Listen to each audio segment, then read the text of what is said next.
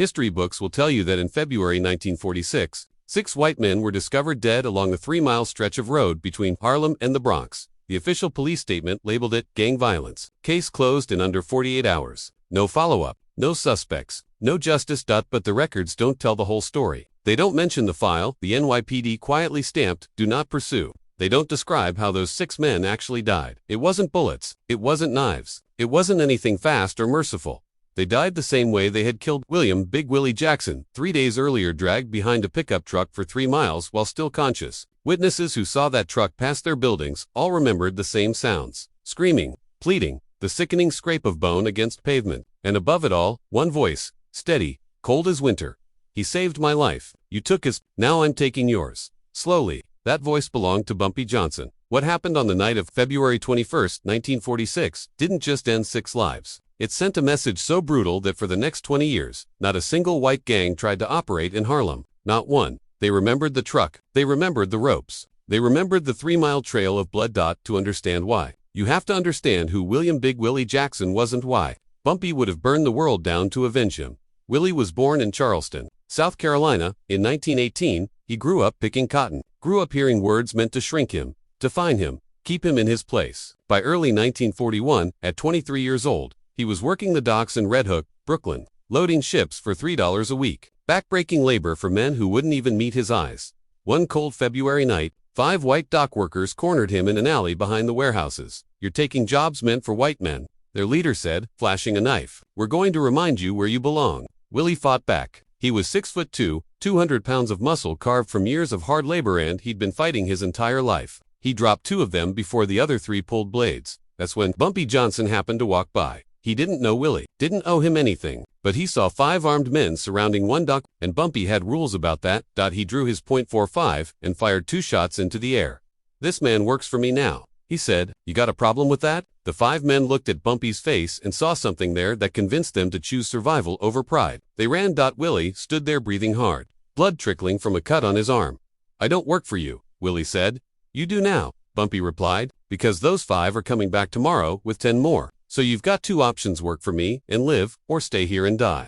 Willie considered it for 3 seconds. "What kind of work?" "The kind where men like them don't touch you again, as long as you're with me." Willie had heard promises before, from bosses who cheated him, from cops who beat him anyway, from a country that claimed all men were created equal while proving otherwise every day. But something about Bumpy's tone was different. "When do I start?" "Tomorrow, Small's Paradise, 6 o'clock. That's how it began. In December 1941, Pearl Harbor was attacked, and America entered World War II. By March 1942, Willie received his draft notice. Bumpy could have made it disappear. He had the influence, the money, the connections, but Willie didn't want out. "I want to fight," he told Bumpy. "I want to prove I'm as good as any white man. I want to come back with medals on my chest so nobody can ever say I'm less than human." Bumpy understood that hunger. "Then you go," he said, "and when you return, you'll have a job waiting. My personal protection. You have my word." "Why would you do that for me?" "Because I see what you are, Willie, what you could be, and this country doesn't always recognize men like that. But I do." Willie shipped out soon after, carrying more than a rifle. He carried pride, hope, and the promise of a place waiting for him when he returned. 3 years later, that promise would matter more than either of them could have imagined. "You matter," Bumpy had told him. "Maybe America doesn't see it, but Harlem does." Willie shipped out in April 1942. He was assigned to the 92nd Infantry Division, the Buffalo's all-black division led by white officers who made it clear that black soldiers were considered expendable. March 1944. Italy, the Gothic Line. Willie's company was pinned down by German machine gun fire. 7 men were wounded. No cover. Their commanding officer lay dead. Willie was only a corporal, no rank that required command, but there were no orders coming. No one left to give them, so he made a choice. He grabbed a Browning automatic rifle and charged straight at the German machine gun nest. Bullets tore through the air around him. He veered left, slid behind the remains of a shattered stone wall, then flanked the position from the side. For German soldiers, 1 mg for 2. Willie killed all 4. 3 with the bar, the last with his bare hands when the rifle jammed. 17 American soldiers lived because of that charge. The Army awarded him the Bronze Star for valor, the Purple Heart for shrapnel lodged in his shoulder. A white general shook his hand, then still refused to let him eat in the same mess hall as white soldiers. Willie came home in November 1945.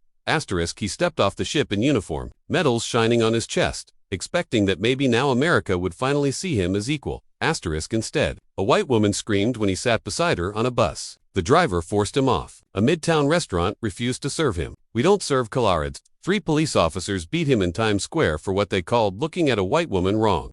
By December, Willie was sleeping in an alley behind Small's Paradise. His Bronze Star was still pinned to his worn jacket. He pulled it tighter at night. To fight the cold. That's where Bumpy Johnson found him. December 15, 1945, 11:30 p.m. Bumpy was leaving the club when he spotted a figure in the alley, army jacket, medals catching the STREETLIGHT. Willie woke instantly. Soldier reflexes. Then he recognized the voice. Mr. Johnson. The hell are you doing sleeping out here? Willie's face hardened. Came home to the same America I left, just with more scars. Bumpy pulled out his wallet and counted $300. Double quotes. Mrs. Patterson's boarding house on 139th Street. That covers 3 months. Tomorrow, 6 o'clock, Small's Paradise. You're my bodyguard. Willie stared at the money. Why? Because I made you a promise in 1942. My word means something, even if America's doesn't. Willie's hands trembled as he took it. I won't let you down. I know you won't, and nobody lays a hand on you again, as long as you're with me. For 3 months. Willie stood at Bumpy's side. In those 3 months, he saved his life 3 times. The first time was a Saturday night at Small's Paradise. The club was packed, music rolling, glasses clinking, money moving across tables. Bumpy sat at his usual spot reviewing numbers with one of his lieutenants. Willie stood 3 feet behind him, eyes moving, always scanning. A new bartender. Clarence placed a whiskey in front of Bumpy. Willie noticed the tremor in the man's hand. The way his eyes flicked toward the exit, the way he stepped back too quickly. Something was wrong. Willie moved without thinking. His arm shot forward and knocked the glass to the floor. Whiskey splashed across polished wood. Bumpy looked up sharply. What are you doing? Don't drink that. Clarence bolted for the door. He didn't make it. 2 of Bumpy's men grabbed him before he reached the exit. They found rat poison in his pocket, enough to kill 3 men. Clarence had been hired by a rival outfit. He confessed before sunrise. 2 days later, his body was pulled from the East River. That night, after the club emptied, Bumpy sat across from Willie in his office. How did you know? His hands were shaking, and he kept looking at the door like he was planning to run before you even touched the glass. You saved my life. Willie shrugged. That's the job. Bumpy's expression hardened. No, the job is to stand there and look dangerous. What you did, reading the room, acting, that's something else. He poured 2 clean glasses of whiskey and handed one over. To the first time, Bumpy said. Willie allowed himself a small smile. Hopefully the last. It wasn't. The second time came weeks later on 125th Street. After a late-night meeting that had gone tense but civil on the surface. Civil didn't mean safe. Not in Harlem. Not in 1946. As Bumpy stepped onto the sidewalk. Willie's eyes caught a flicker in a darkened window across the street. Just enough movement to matter.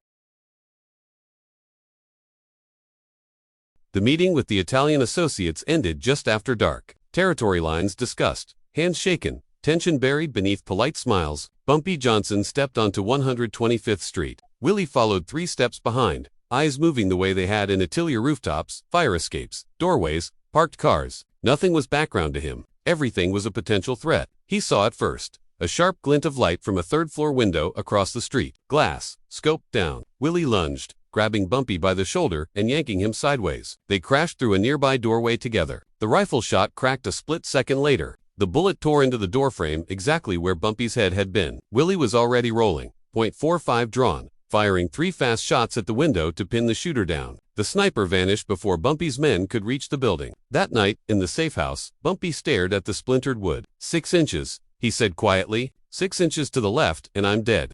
But you're not, Willie replied. Because of you, again, just doing my job, boss. Bumpy studied him for a long moment. You keep saying that, but we both know it's more than that. Willie didn't answer. He simply checked the windows, tested the locks. Get some sleep, he said. I'll take first watch. The 3rd time was the one that mattered. Because it was the last. It was 11:45 p.m. when Bumpy left Small's Paradise through the back entrance, heading toward his Cadillac in the alley. Willie followed 10 feet behind. Alert, as always. Movement in the shadows. 2 men, guns rising. No time to shout. No time to think. Only time to move. Willie sprinted forward, grabbed Bumpy's shoulder, and drove him to the ground. The first shot hit Willie in the left shoulder, the same shoulder that had taken shrapnel in Italy. He didn't fall. His right hand came up, .45 blazing. 3 shots. The attackers ran, then the adrenaline drained away. His legs buckled. Bumpy caught him before he hit the pavement. "Willie, stay with me." Willie smiled, blood staining his teeth. "3 times. Boss, that's 3. You're going to be fine. Just like Italy," Willie whispered. "Took one for the team."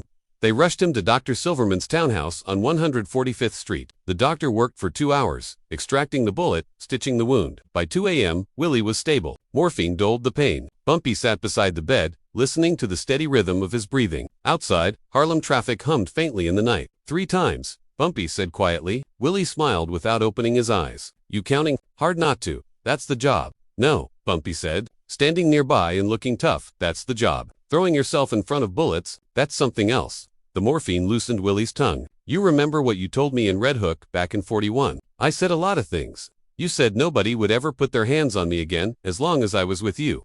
His eyes stayed closed. "No one ever said that to me before. My whole life, people told me what I couldn't be. But you saw a dock worker getting jumped. You didn't see trash? You saw potential. You saw a brother?" Bumpy's jaw tightened. "You gave me something America never did." Willie continued softly. "Respect, family, purpose." Silence filled the room. "So yeah," Willie said, "I'll take bullets for you, because you're the only man who ever made me feel like I mattered."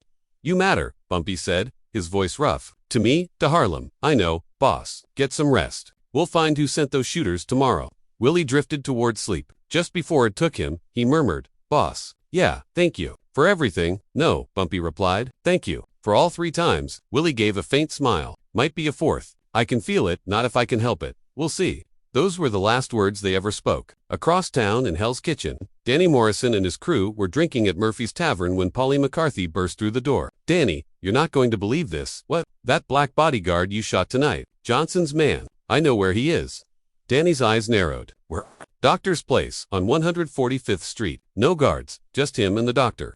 6 men, all white, all Irish, fueled by whiskey and hate. They left the tavern together, heading uptown." Danny made the call without hesitation. "Get the truck. Get rope." At 3:45 a.m., 6 men forced their way into Dr. Silverman's brownstone on 145th Street. Heavy boots thundered up the staircase. Willie woke instantly. Instinct. He reached for his gun. It wasn't there. The bedroom door exploded inward. 6 men rushed in, rope in their hands, knives catching the hallway light. Willie tried to rise, but his shoulder was wrecked from the gunshot. The morphine blurred his reflexes. He swung anyway, caught one across the jaw, drove another into the wall. But 6 against 1 wounded man isn't a fight. It's an execution. "Please," Willie gasped. "I'm a veteran. I fought for this country. Gothic line. I saved 17 men." Danny Morrison stepped forward and picked up Willie's bronze star from the nightstand. He turned it over in his fingers, studied it, then dropped it to the floor and crushed it under his heel. "You're not a veteran," he said coldly. "You're a colored playing soldier. These medals don't mean a thing." They dragged Willie down the stairs,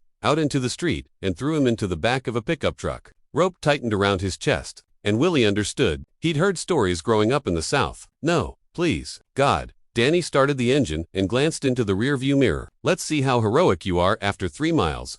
The truck crawled forward. 3 miles later, they cut the rope and left what remained of him on 96th Street. At 5:53 a.m., William Big Willie Jackson died in the back of an ambulance. His final words to the paramedic were simple. "Tell Bumpy, I'm sorry, I failed him." He hadn't.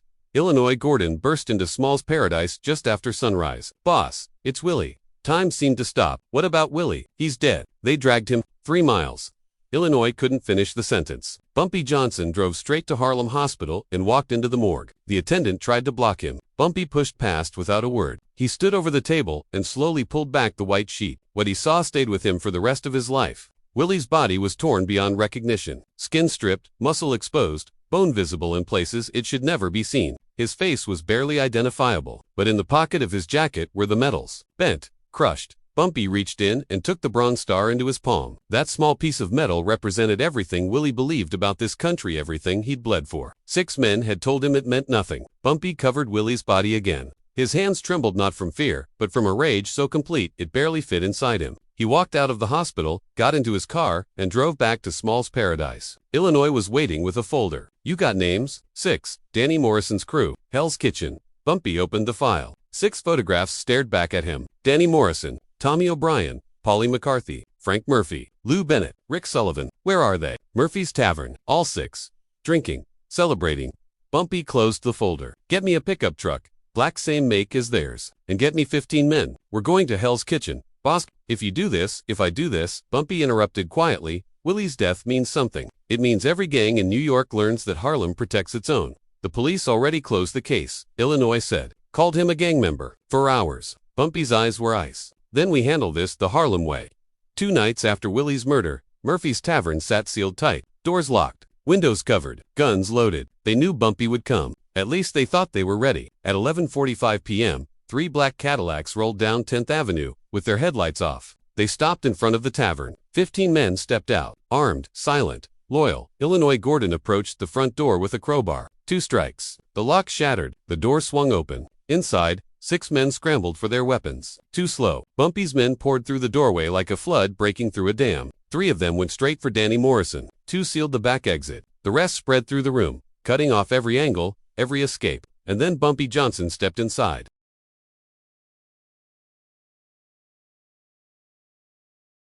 Men fanned out across the tavern, sealing every corner. Danny lunged for the shotgun hidden beneath the bar. Marcus Cole kicked it aside and drove a fist into Danny's stomach. He folded, gasping for air. Tommy O'Brien fired twice. Both shots went wild, blasting bottles off the shelves. Quick Jackson snapped off a return shot that knocked the gun from Tommy's hand. He screamed, clutching shattered fingers. Polly McCarthy bolted for the back exit and ran straight into 3 waiting men. They slammed him to the floor. Frank Murphy raised his hands without a fight. Smart. Too late for smart. Lou Bennett swung a chair. It hit nothing. 2 men tackled him before it touched the ground. Rick Sullivan made for a window. Illinois caught him by the collar and drove his face into the wall. 90 seconds. That's all it took. 6 men lay on the floor, wrists bound, mouths gagged, eyes wide with terror. The door opened. Bumpy Johnson walked in. He moved to the center of the room and studied each face carefully, committing them to memory. Then he reached into his coat and pulled out Willie's crushed bronze star. You know what this is? Danny tried to speak through the gag. No sound came. This belonged to a man named William Jackson. He earned it in Italy. Gothic line.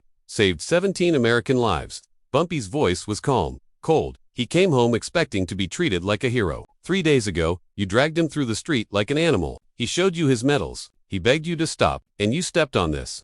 Danny's shoulders shook. Tears streamed down his face. Tonight, Bumpy continued, you're going to feel what Willie felt. Every mile, every second. He paused. But there's a difference. Willie was alone when he died. You won't be. You'll have each other. 6 ropes, 1 truck. You'll hear each other scream. He turned to his men. Bring them. They hauled the 6 men outside into the freezing February air. A black Ford pickup waited in the alley, the same make and model the crew had used on Willie. 6 ropes. 6 bodies tied side by side to the rear bumper. Danny, in the center. All conscious, all terrified, Bumpy climbed behind the wheel. The engine rumbled to life. He looked at them in the rearview mirror, crying, twisting, trying to scream through cloth. Willie saved my life 3 times, he said quietly. You killed him for being proud, for believing his medals meant something. He shifted into gear. Now I'll show you what they meant. The truck rolled forward at a slow, deliberate pace, from Hell's Kitchen toward Harlem. 1 o'clock in the morning, 6 bodies dragged behind it. The sound of rope straining, the scrape of flesh against pavement, the metallic scent of blood in the cold air. Bumpy's hand stayed steady on the wheel. His face never changed. Behind him, Danny Morrison's back shredded against the cobblestones. Tommy tried to curl into himself, but the rope held him flat. Polly's screams faded to ragged silence, though he was still conscious, still feeling every inch. By 14th Street, lights flicked on in apartment windows. By 34th Street, faces crowded fire escapes and sidewalks. Word traveled fast. Bumpy Johnson was sending a message. Not 1 man, 6. And the message was clear. Harlem protects its own. Faces watched from shadowed stoops and dark windows. No one called the police. No one tried to intervene. The people lining the streets understood exactly what they were seeing and why. At 59th Street, Frank Murphy went limp, his body slack against the rope. Dead or unconscious, it no longer mattered. By 79th Street, Lou Bennett's screams had faded into nothing. His throat was ruined, his voice gone. His eyes stayed open, fixed on the night sky as the truck pulled him forward. At 96th Street, the same stretch of pavement where Willie had been, left the truck, came to a stop. Bumpy Johnson stepped out slowly and walked to the rear. 6 spot, for still breathing. 2 already still. Danny Morrison clung to life, chest rising in shallow, broken breaths. His eyes were open but unfocused. Bumpy knelt beside him and held Willie's bronze star in front of his face. You feel that? He said quietly. Every second of it. That's what Willie felt while you laughed, while you drove, while he begged. Danny tried to speak. Blood filled his mouth. Bumpy stood and removed 6 waterproof cards from his coat typed, prepared in advance. He pinned 1 to each body. William, Big Willie Jackson, Bronze Star, Purple Heart. 92nd Infantry Division, Buffalo Soldiers. Murdered February 18, 1946. This is just as Harlem remembers. He placed the bronze star on Danny's chest. Promise kept. Willie, no one touches you again. Then he climbed back into the truck and drove away, leaving the 6 men on the same ground where Willie had died. Same route, same slow pace. By sunrise, every gang in New York knew. The investigation was brief. The report listed 6 unidentified white males. Cause of death, severe trauma. No witnesses, no suspects. Case closed. On the streets, the message traveled faster than any police memo ever could. Touch Bumpy Johnson's family. And you don't just die, you answer for it. Within a week, the Irish crew Danny belonged to had vanished from Harlem. The Italian families sent word. Harlem was Bumpy's territory. No quarrel. For 2 decades afterward, no white gang operated there. People remembered the pickup truck, the ropes, the lesson. More than 2,000 mourners filled Abyssinian Baptist Church for Willie's funeral. Veterans from the 92nd Infantry Division stood in uniform. Neighbors came who had never met him but understood what he represented. Reverend Adam Clayton Powell Jr. delivered the eulogy. William Jackson fought for a country that did not love him back. He saved American lives. He returned home believing his sacrifice meant something. Instead, he met hatred. He met violence. But William Jackson did not die forgotten. Some will debate what followed his death, whether it was justice or revenge. I leave that judgment to God. What I will say is this: William Jackson mattered. His life mattered. And when the system failed him, someone declared that his life would not be erased without consequence. They buried Willie at Woodlawn Cemetery. After the crowd dispersed, Bumpy remained alone at the grave. He laid 3 things on the casket: the bronze star, the Purple Heart, and a letter. You saved my life 3 times. I couldn't save yours, but I made sure they paid. Every mile, every second, you came home to a country that didn't deserve you, boot. You found a family that did. Rest easy, brother. As the earth covered the coffin, Bumpy whispered, 3 times, you said, not today. This time, I said it for you. William Big Willie Jackson. Born 1918, died 1946. Bronze Star, Purple Heart, 92nd Infantry Division. Buffalo Soldiers. He fought for his country overseas. He fought for dignity at home. And Harlem never forgot his name.